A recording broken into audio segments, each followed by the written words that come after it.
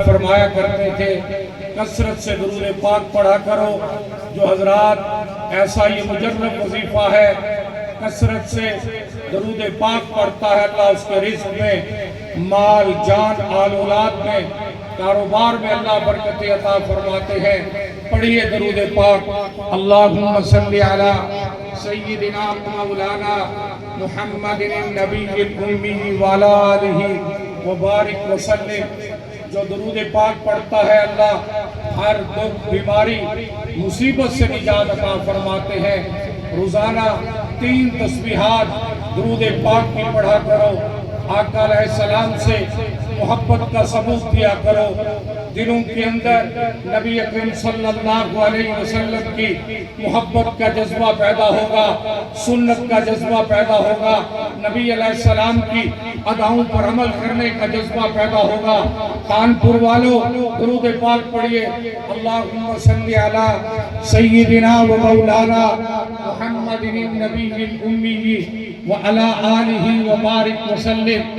حضرت دین پوری کی دھرتی ہے، حافظ الحدیث حضرت درخواستی رحمت اللہ علیہ کی دھرتی کے سپوتوں، خانپور کے غشور مسلمانوں، ربیع الاول کا مقدس مہینہ نبی اکرم صلی اللہ علیہ وسلم کی یہ ولادت کا مہینہ ہے۔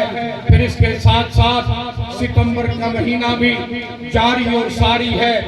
اس مہینے کی 6 تاریخ کو یوم دفاع پاکستان، جس دن سن 65 کی جنگ ہوئی، ہماری ماں پاک فوج نے پاکستان کی دھرتی کا تحفظ کیا، پاکستان کی سرحدات کا تحفظ کیا۔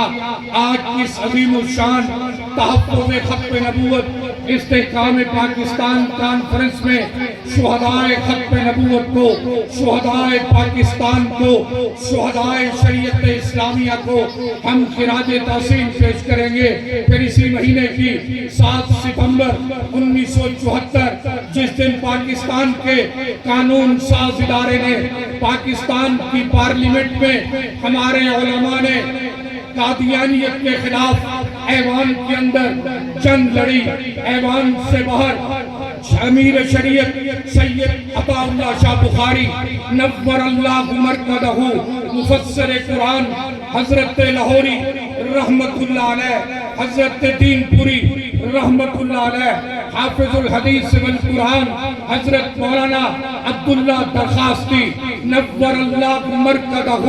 پھر پارلیمنٹ کے اندر، ایوان کے اندر قائد جمعیت، قائد حریت حضرت مولانا مفتی محمود رحمت اللہ علیہ، حضرت مولانا غلام غوث ہزاروی رحمت اللہ علیہ، حضرت مولانا عبدالحق حقانی رحمت اللہ علیہ، مولانا صدر الشہید رحمت اللہ علیہ، بریلوی مکتبہ فکر کے عظیم عالم دین علامہ شامت نورانی، جنہوں نے ختم نبوت کے لیے پارلیمنٹ میں قرارداد پیش کی تھی، اور دوسری طرف مولانا داؤد غزنوی جماعت اہل حدیث کے، اور آؤ جماعت اسلامی کے